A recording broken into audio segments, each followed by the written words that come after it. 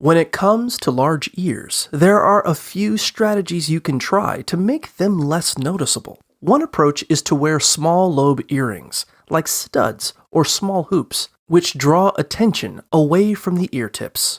On the other hand, some people wear large lobe earrings to make their ears appear relatively smaller. Another option is to wear sunglasses with large frames, which can partially hide your ears. You can also distract from your ears by wearing a flashy top or necklace. Makeup can be used to contour your face and draw attention away from your ears.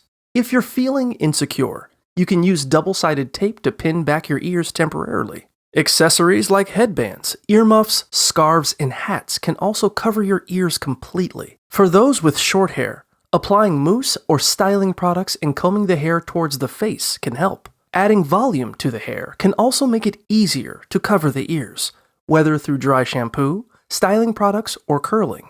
Loose ponytails or braids can be another option for covering the ears. Growing out bangs or keeping hair in front of the ears can also help diminish their appearance.